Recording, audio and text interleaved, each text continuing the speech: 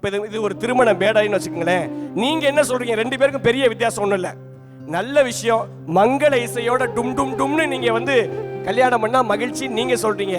நாங்க எங்க திருமணத்துல அதே மகிழ்ச்சியோட பக்கத்துல மாலை டும் டும் மஞ்சள் டும் டும்னு சொல்லி டிஜே வச்சா எங்களுக்கு மகிழ்ச்சி நாங்க சொல்றோம். இதுல என்ன தப்பு இருக்குது? எங்க கிராமத்துலலாம் ஒரு கல்யாணம் பண்றதுன்றது சாதாரணமான விஷயம் கிடையாதுங்க.